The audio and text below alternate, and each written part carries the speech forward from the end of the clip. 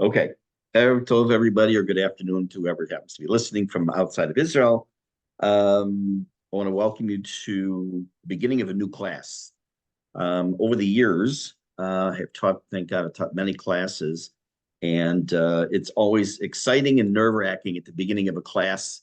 Make sure everything goes well and teach properly, and I always ask Hashem's help at the beginning of a class that should all but whether you're with me for a week or 2 weeks or the next few years, hopefully there's Hashem in this class. The main things you should enjoy and learn. And just a couple of comments, housekeeping issues before we get started. For those of you, especially who have not learned with me before, I give, and I've been giving over the years, different classes, Navi and Mesilat Yesharim and Tfilah, which is ongoing, and Tanya, Pirkei Avot, which is ongoing. So any of those things that I teach, and I've been teaching now, especially since the beginning of Corona, all the classes you can find on YouTube. Just type in my name, you'll find all the classes. All these classes, like everything else, when they're Bezrat Hashem, when they finish a class, I will upload the video to YouTube and I will send in our group. I'll send the link so you can watch it at your leisure. If you can't make the class, you want to just hear something you missed, that's fine. Also, I've had experience where someone will be in a class, their name is in my group, and they're in it, they're never in the class, and that's fine.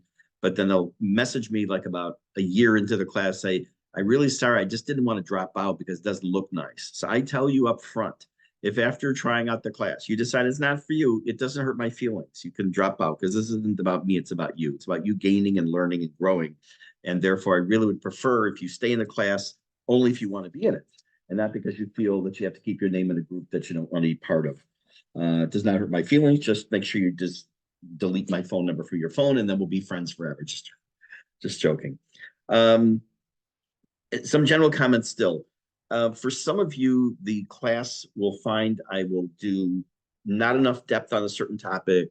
Some will be too much depth. It's really going to depend on how things flow over time. I may skip a topic that's important to you, and if you have a specific point of history that you say, you know what, I really would like to hear more about this, learn more. So if it's something I feel will fit into the timeline, then that's fine. I'll be happy to add it in.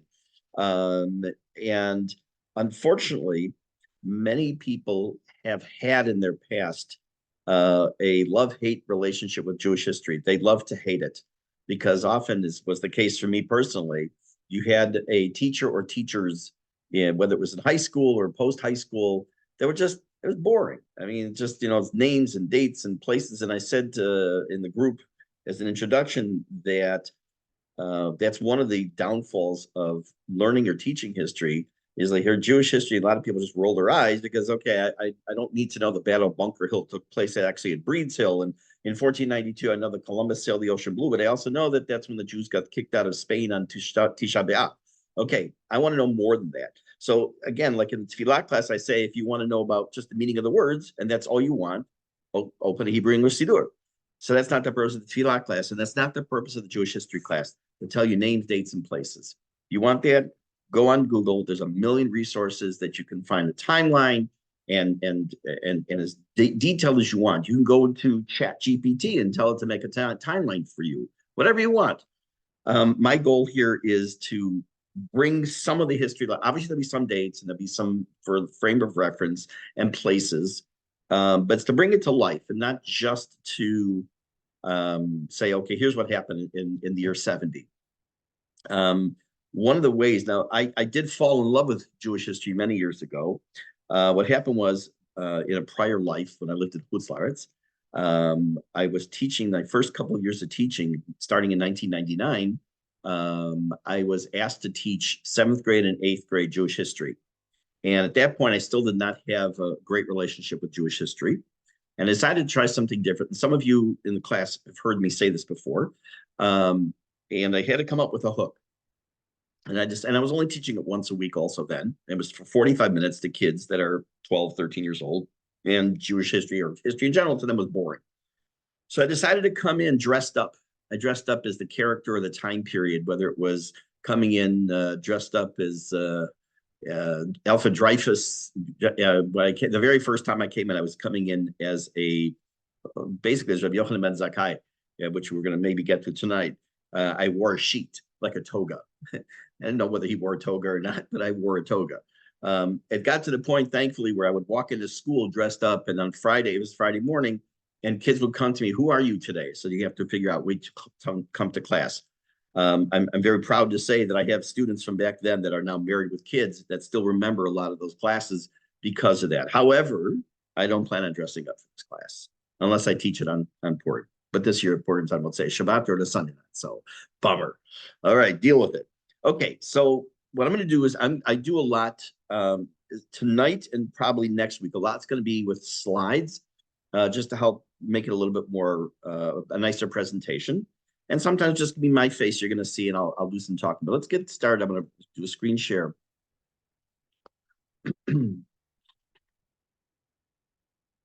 With y'all. Okay. So welcome to the Jewish history class. I think I already did the welcome. It's very nice. Now, some general points. I'm not going to spend a lot of time on this or the next slide because it's somewhat self-evident. But like, why learn Jewish history? I understand why we want to learn Tanakh, why we learn all the Sifrei Kodesh, but why history? So first of all, we'll be mixing in throughout, even tonight, Torah aspects of history. It goes hand in hand if we're learning Jewish history. But we want to, it helps us to connect more to our past. Also, to whom we belong. Now, we know when we sit at this Seder, we know when we daven and when we do certain things, we're connecting to our past, but this also will give us, hopefully, a little broader picture. Challenges and triumphs. You know, right now, we're in a very difficult time. This is, when you think about the destruction of the Beit HaMikdash, think about the expulsion of Jews from whether it's Spain or England, just name the country, name the week of the country, but we're being expelled from somewhere. Whether it's the Holocaust, which has its own category, not even going to get into that now. Way down the road, we're going to spend probably about a year on that. Or it's today. I mean, we've gone through some very devastating times, but I would venture to guess that we're probably in a much better position today and we're able to overcome the challenges that we have. Number one, we're in a different position because we are a sovereign nation, no matter what other countries might think. And number two, we have a lot of history to back up what we've done in the past and to know what we could and can't, should and shouldn't do. And that's how people have gone through this kind of adverse times. We will also talk a little bit, especially as we get into later into the 1600s, 1700s down the road, things with spirituality, but especially when it comes to the birth of Hasidut, and also the insights we can get from from historical figures and events. We think of a person's name. Like, again, the reason I'm mentioning Rabbi Yochanan ben Zakkai is that you'll find out from me later tonight or next week that he's one of my all-time Jewish history heroes. But why? I mean, you hear his name. You may know a couple stories about him. You may have learned his name in the Gemara, obviously, if you learn Gemara. But it's like, why is he a hero? So we're going to see that gives us also a point of reference. We know the very famous statement, sometimes quoted a little differently, from George Santayana: those who cannot remember the past are condemned to repeat it, which, yeah, just look at what's going on today, right? By the way, the Nazis, Yamach Shemam, did not invent various forms of ways of killing Jews. Hamas did not invent it. It's been going on for centuries, just a different century, different way of killing Jews. Okay. I will bet that I'm the only person that's ever run a Jewish history class in the history of Jewish history that starts off with the following example. I want to put our learning of history into context. What does learning history do for us as far as our day-to-day lives? Okay. And the answer is Cholent. Cholent is why we learn Jewish history. And they're going to go like, okay, I think, waiter, can I have the check, please? I think I'm done with this class. Okay, so let me put this into context. I'm jumping way into the future of history, which is an interesting paradox, because we're going to be starting probably around the year 70, just before that. But right now we're going into the 700s, in the 8th century. There's a man named Anan ben David. Anan ben David takes a look. There's a pasuk in the Torah that says, "Lo tiva'aru ish b'chol moshvotechem b'yom haShabbat."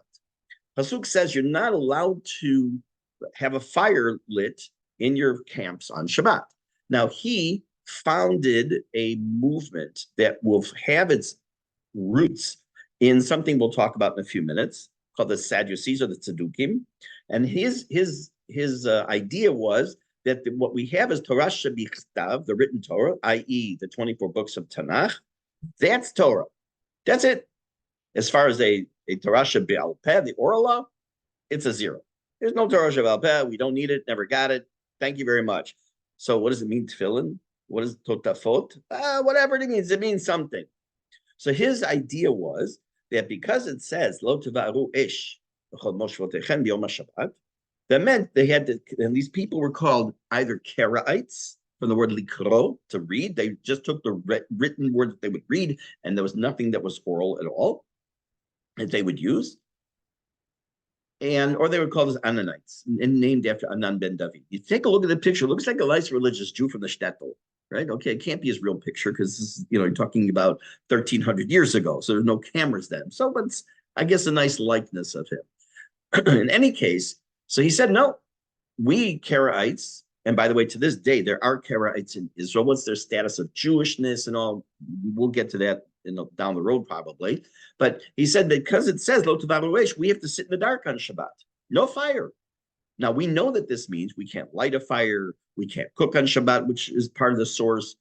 But for the Karaites, it just says exactly what it says. You take the word, it says, Lo Tevaru Ish B'chol Moshvotechem B'yom HaShabbat. That's it. That's it. So no fire, no heat, no nothing. Along comes a man named Rabbi Sadia Gaon from the Gaonic period. And we'll talk about the names of the time periods in a little while, but not tonight. And the Rabbi Sadia Gaon says, you know what? We're going to show these guys how wrong they are. And he comes up with this idea that everyone has a requirement to have some on Shabbat day, hot food. And the only way you can have hot food is if you have a fire. Obviously with the proper ways of making a fire before Shabbat. And what we would use today is a plata or a blech, or before that, another form of protecting the oven. But you have to have hot food. Why? Because we're going to show them that when it says Lo Tevaru Ish B'chol Moshvotechem, that's not what it means. We can't take the word of the Torah just on the surface, what it means, just the words, and use that without any Torah Shebe'al Peh.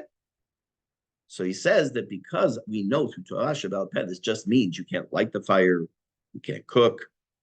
Therefore, there's a chiyuv to have something hot on Shabbat, and thus is born cholent. And ad kedei kach to an extent that in the 12th century, right, is a couple hundred years later, 300 years later, but Zechariah Levi said, a person who refuses to, you might want to just take a picture of this screen, take a screenshot here. A person who refuses to make cholent must be checked to see if he's a heretic. Okay, and that's not, it's a direct quote, but it's in English. He didn't say it in English, obviously.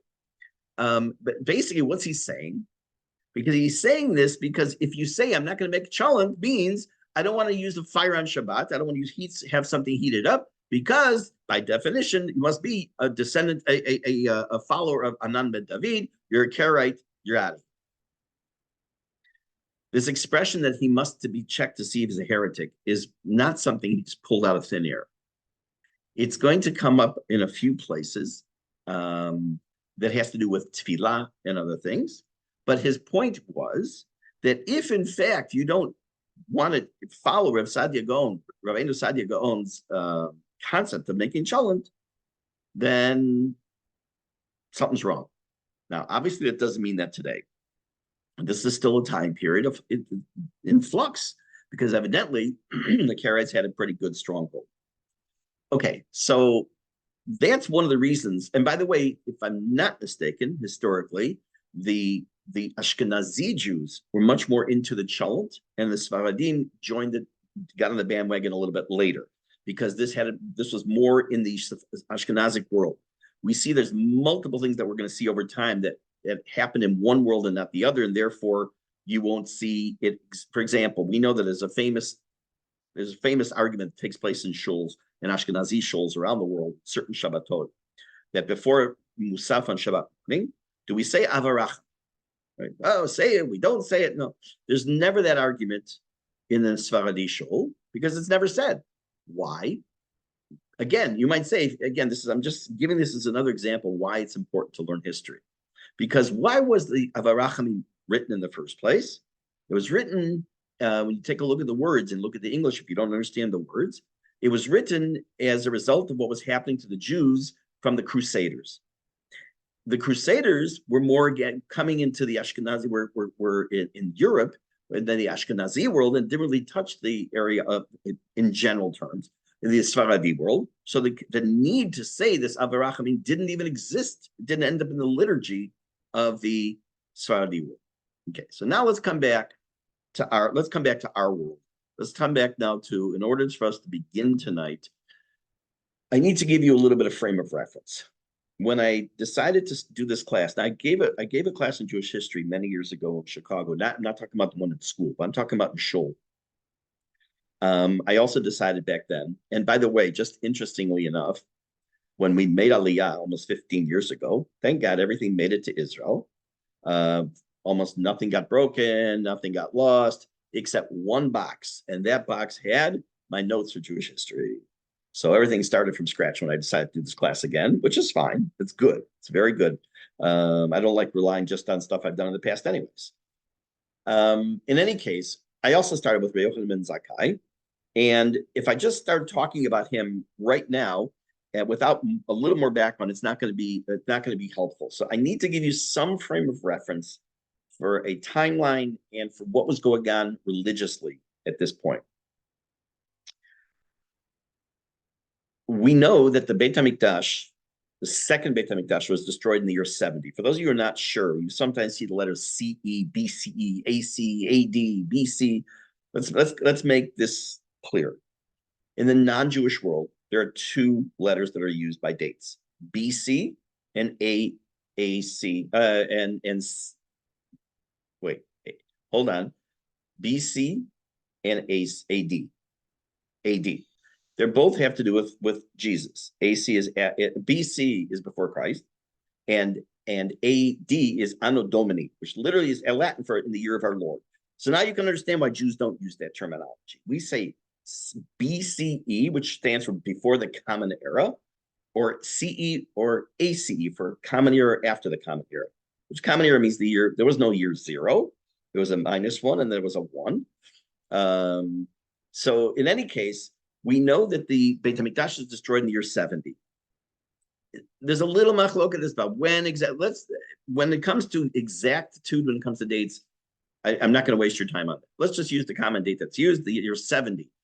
Before, the man you're going to meet, Rabbi Yochanan ben Zakkai, spans the time period just before and after destruction of Beit HaMikdash. He doesn't happen in a vacuum. What's happening approximately 150 to 200 years before the destruction of the Beit HaMikdash? All kinds of stuff is happening. For those of you who are familiar with Tanakh, you know that the end of Sefer Melachim, we see the destruction of the first Beit HaMikdash. Then you get into Ezra and Nehemiah, and you get into what's called the time period Shivat Zion, the return to Zion, and the Jews returning from the Galut, from the exile, after being given permission. And a small percentage return to Israel. The gates open, Nefesh B'Nefesh opens their offices, and only a small percentage of Jews actually leave the diaspora. So they go there to rebuild Beit HaMikdash. That time period is called the time of Shivat Zion, and the Tanakh does not have any reference whatsoever to the destruction of the second Beit HaMikdash. So anything having to do with the time period of destruction and on is not in the Tanakh. The reason I say that, I want to mention something for those of you who have not been with me before. One of the pet peeves I have when it comes to education, speakers, books that are written, is when a speaker or a teacher assumes knowledge to the ones he's speaking to or she's speaking to.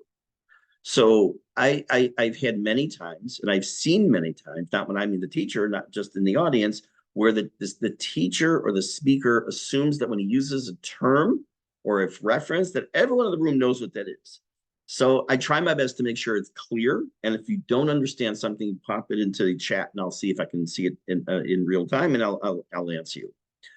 So approximately 150 to 200 years before the destruction of Beit HaMikdash, while there's a lot of stuff happening, the Jews are having all kinds of problems from outsiders and all, which we're not going to get into.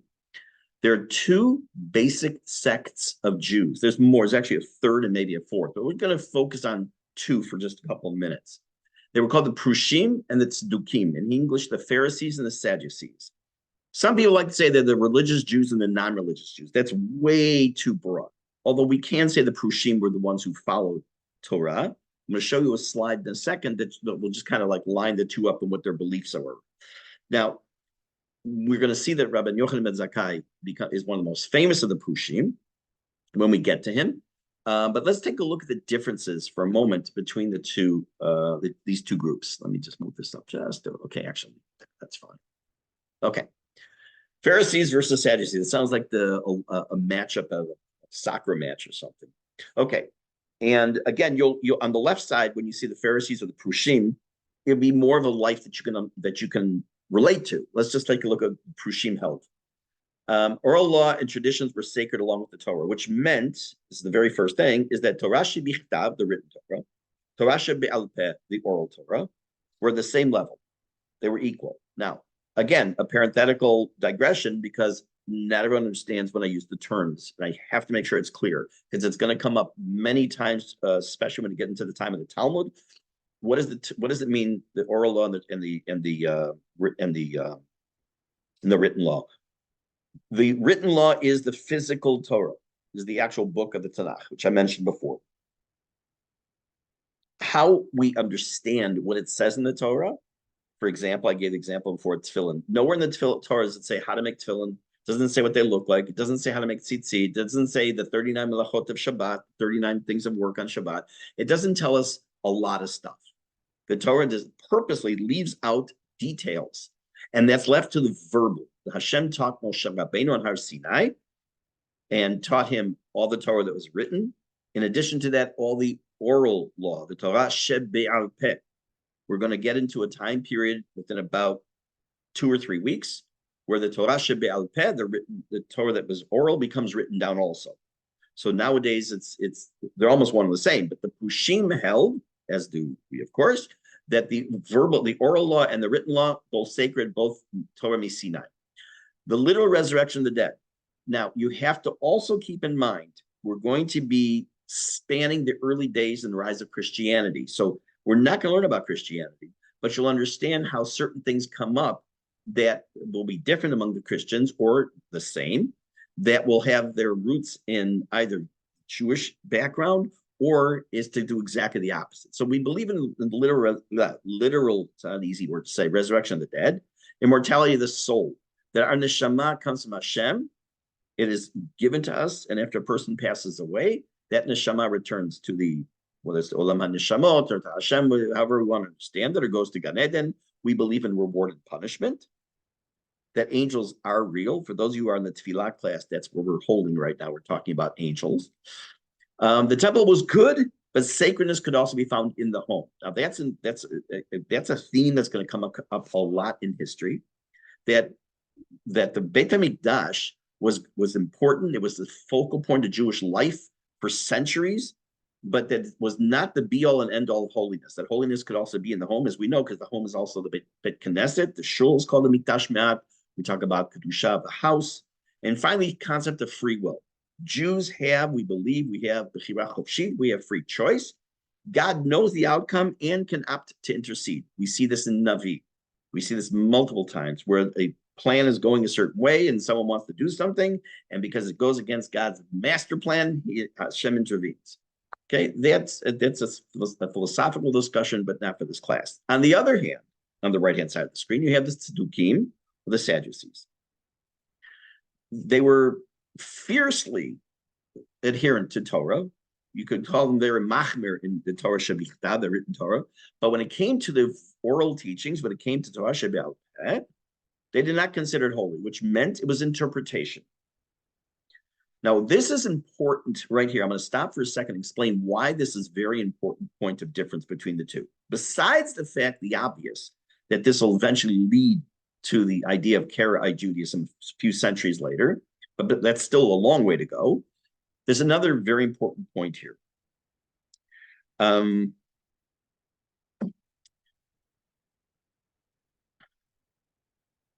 Just lost my train of thought. That's great.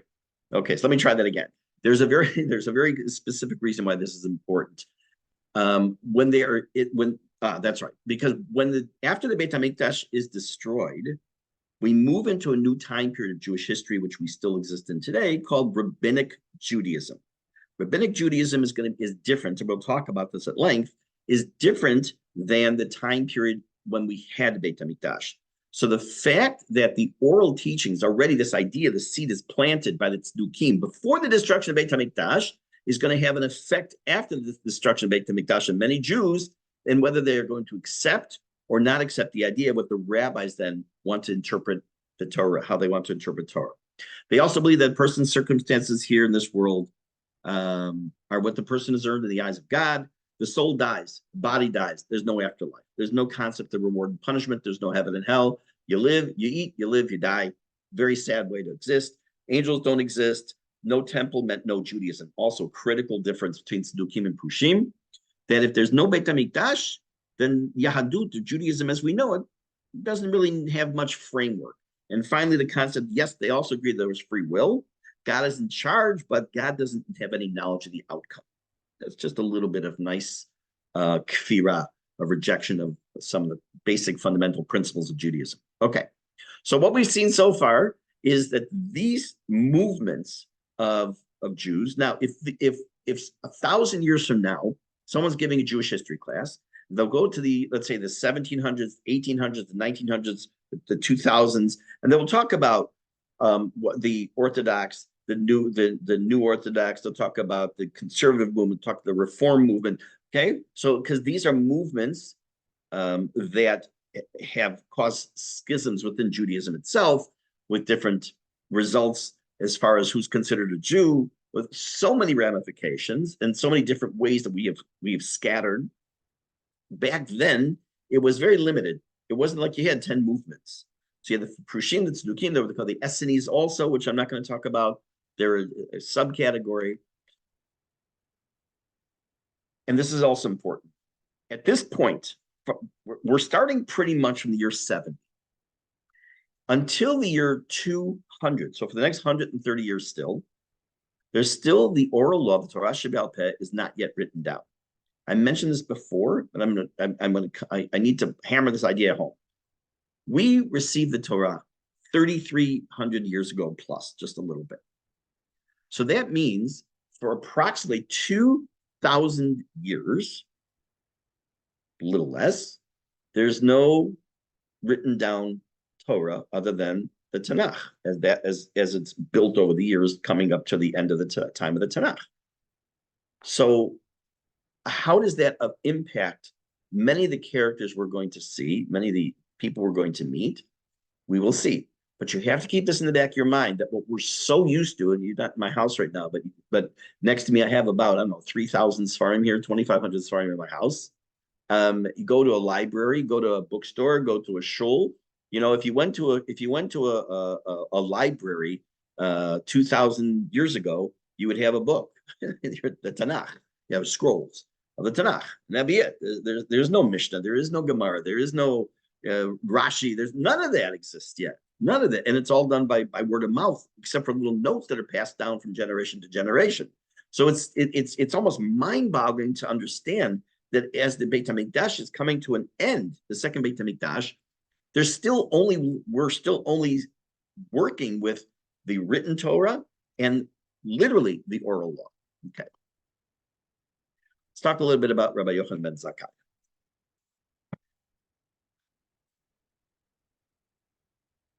and what he did, why he was such a hero. Just again, for frame of reference, I don't like dates, but it's good. Like I say, he spans the time period from before to after the destruction of Beit HaMikdash. He's from the year 30 BCE to 90 of the Common Era, so he lives approximately 20 years still after the destruction of Beit HaMikdash, which is very important for our discussion. Remember, so for 20 years, he has now living past the time of Beit HaMikdash's destruction. If you look in the Gemara Gittin on Daf 56a, that's and B, and it's actually over a period of a few pages, you will find many, many, many stories that have to do not just with Rabbi Yochanan ben Zakkai, but also the destruction of the Beit HaMikdash. The most famous story of destruction of Beit HaMikdash of Kamsa and Bar Kamsa, which you learned and hear about a lot by Tisha B'Av. I gave a shir on that last year, actually on Tisha B'Av, still also available on YouTube if you want, are all found in Gittin. And it wasn't until a bunch of years ago that I thought of this, and I thought I came up with this brilliant idea. Turns out everyone seemed to have known this except me. So when I think about something like that, I like to share it. The Gemara, the Talmud, which we will learn about, is made up of basically 60 large and small books called the Masechta or Masechet, each having its own unique character and very often crossover from one topic to another, from one book to another.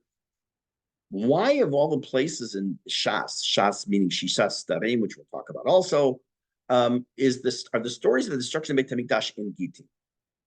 What's the Gittin? What is it about? It's about divorce. So why is it in there? And then when I started doing a more learning of Navi, and start hearing and reading the words of the prophets who tell us what, or speaking to the Bnei Yisrael back then and speaking to us to this very day, you fully understand why it's in Gittin. Because God, in a sense, was giving us a bill of divorce. Hashem says, I'm out of here, right? The destruction of Beit HaMikdash was a rejection of what the people, how they were acting, what they were doing. The Jews are essentially sent into exile yet again. There still is going to be a presence in Jerusalem of many, many Jews. But we have to understand that with the destruction of Beit HaMikdash, it was a form of a get, a form of a divorce. Interesting to note, on the morning of Shavuot, Ashkenazim, before the Kriyat Torah, read Akdamot, which is an Aramaic poem. It's actually a piyut that it's said right before the Kohen reads in the Torah the first Aliyah, and the Sfaradim open the Aron Kodesh, and before they take out the Aron Kodesh, they read something called a ketubah, like a marriage document, just like when you get married. There's a ketubah between the husband and wife. So by the Sfaradim, there's a ketubah. It's Shavuot. It's the marriage contract, the opposite of the get, between Hashem and Bnei Yisrael. So these themes run through in different areas. So the stories of Rabbi Yochanan ben Zakkai, the stories of the destruction of Beit HaMikdash are in Gittin because this is what it ended up leading to, was this split, as it were, between Hashem and Bnei Yisrael. Before I get into any real detail about his life and how he became so famous, some general information. There are things that we do to this very day because of Rabbi Yochanan ben Zakkai. I only put a couple of them here on the screen. There are actually many. And in order to understand where these takanot, these decrees come from, is right now it's out of context. I want to tell you what he did, and then we're going to put it into context and learn a little bit about him. He said that we have to, before Shabbat, that the tekiyot were blown in order for people to know Shabbat was coming.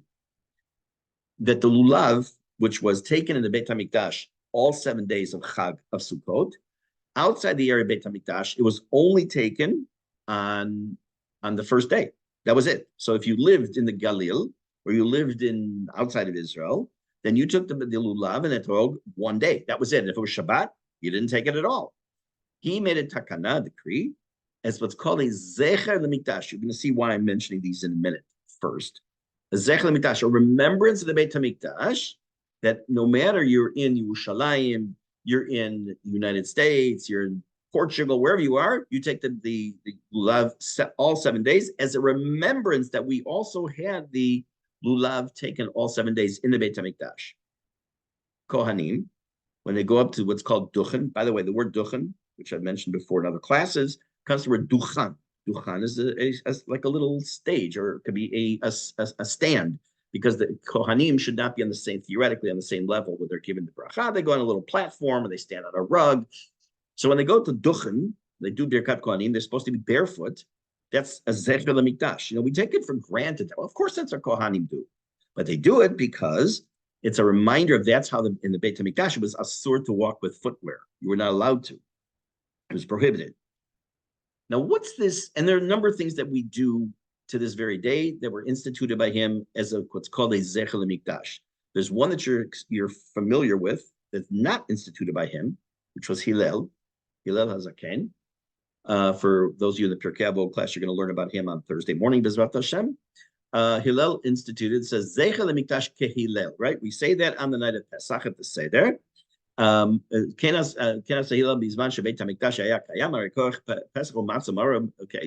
So we do one thing, one step we do korech at the Seder, which is a Zecha leMikdash kehillel. Okay, so Hillel instituted this concept.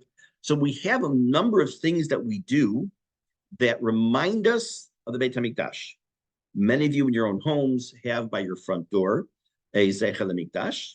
You have an area, square area, not the square, but generally tends to be square, that's left unfinished, unpainted, a Zecha leMikdash. Why? Again, our frame of reference until the year 70. And then we know that the first Beit HaMikdash was 586 BCE. 70 years later, approximately, it's rebuilt, and then it's rebuilt again, and then eventually by Herod to do what you picture as the Beit HaMikdash was built by Herod. So that was the frame of reference. It was the temple. We had a temple. We had a Beit HaMikdash, and then it's gone. And now, with 2,000 years later, almost, we're still waiting for it. So in the meantime, starting almost 2,000 years ago, Rabbi Yochanan ben Zakkai and others institute these things to be a Zecha leMikdash. Okay. How and why did this all come about? Okay, I'm not going to deal with that this show now. Okay, so let's talk a little bit now. I'm taking off the screen share. Let's talk a little bit about the background to how, in fact, this all came about, that he became this big hero who technically saved Judaism. And I know it's a very broad statement, but that's how I feel. And it's what a lot of people seem to feel when you read the history books. Things are not looking good for the Jews prior to the destruction of the Beit HaMikdash. And by the way, I know that that there are people here who are in the class who are very well versed in history, even a couple tour guides, Baruch Hashem. So I'm taking sometimes a very minimalistic approach. We were standing by the Southern Wall excavation, this would be a very different story. So right now, it's just taken a very simple level. Before the destruction of Beit HaMikdash, things were not going very well. Romans and our enemies in general are pretty ruthless. They are in the process of taking over ancient Israel. I'm not going to say Palestine. I like Alina. If you know all these terms, and that's great. If you don't know what I'm talking about, just look at the different names of Yerushalayim and Israel online right now, whenever. One of the things that the Romans could not destroy was our passion for Judaism.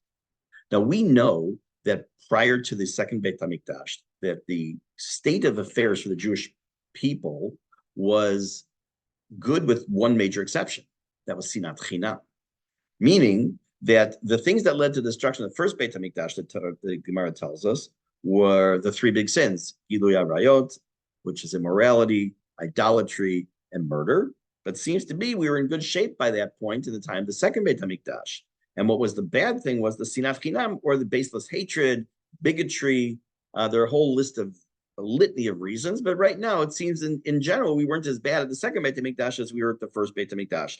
And when the Romans start to put a siege against the country, siege against Jerusalem, break through the walls, and eventually destroy the Beit HaMikdash, the one thing they couldn't destroy in us was our passion for Torah. However, it's easy to say. It's another thing to really put into practice. Let's jump way ahead in history for a moment. We're going to talk about, for just a second, it is Leil HaBedolach. It is Kristallnacht, Night of Broken Glass. And the person is living in Germany, living a very good life. The noose is tightening a little bit, but not as bad yet. It's not anywhere, there's no death camps, and there's no what we know to become as the Holocaust yet.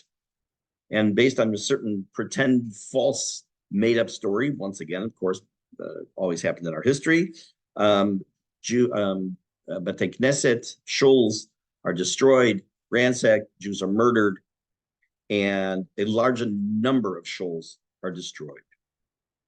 Now, at that moment, it's not that every single shul was destroyed. right? We had many shuls that were destroyed, but there's still plenty of other shuls, not only in Germany, but in other countries as well. It's not like the shul, all the shuls are gone. It was devastating. It was destructive physically, literally, figuratively, but it was not the same thing as the Beit HaMikdash being destroyed. Why? Because although there were shuls to an extent prior to the second Beit HaMikdash being destroyed, and that's its own discussion for another time, which we'll hopefully get to, the focus of Jewish life was not just, was the Beit HaMikdash, it was just sacrifices. It was much more than just sacrifices. It was a center and a hub for Jewish life. So with the destruction of the Beit HaMikdash, it was as if, remember I said, this is taking place, the stories that are taking place in the Masechet Gittin, because Hashem, in a sense, is giving us a bill of divorce. The Jews saw themselves as God saying goodbye. Okay, we're done. I'm out of here. It was a divorce. So although they had this passion for the Torah Shebe'al Peh, Torah Shebichtav, at the same time, there's inner devastation because the whole focus of their lives, because everyone who was alive when the time of the Beit HaMikdash destroyed never lived without it. Now, as the beginning of the second Beit HaMikdash, we know from Navi that there were people who were elderly in the first Beit HaMikdash who witnessed the second, and we of course then the next generation knew it for a couple of centuries, and then the second Beit HaMikdash, when it's destroyed, we know that there's no one who's alive when it's destroyed that had a life without it. So that's been wiped out. It's devastating. And what has to happen? Along comes this man, Rabbi Yochanan ben Zakkai, and he, along with about 100 years later, another hero, which we'll learn about soon, of Rabbi Yehuda HaNasi, or Judah the Prince, makes some major strides in trying to see to it that Judaism doesn't lose its course. There are multiple versions of a story that have to do with Rabbi Yochanan ben Zakkai, how he is able to make the following request of the Roman leader, Vespasian, and asks him for, look, he says, I see the writing on the wall. Again, the story, I'm just giving you like a little one-liner here because I'm going to push it off to next week. But in a sense, he's smuggled out of Jerusalem, which is under siege, and he's brought before the king, the governor, and he's told his story. He said, look, he said, here's the deal. I see the writing. These are my words, not his, because the writing on the wall, that comes from Daniel, Sefer Daniel. I see the writing on the wall. So, which means give me Yavne and its wise people. His goal was to transfer Yerushalayim to the city of Yavne. The Yavne that you know, the Yavne that we all know, where I have nephew and niece that live there, and two great niece and nephew. What is he going to do there? What's his goal? His goal is to save Judaism. Now, that's a very broad statement. How is he going to do that? Why Yavne? We also have to understand that with the destruction of Beit HaMikdash, suddenly there are these awakenings of messianic hopes. Like, oh my gosh, it can't get any worse than this. Mashiach must be coming. Okay, we've heard this before. This will also have an impact on something that's going to happen shortly after Rabbi Yochanan ben Zakkai. So our goal next week, Bezrat Hashem, is to learn about the story, a little bit about how he gets smuggled out, what his goal is involved here, how does he save Judaism.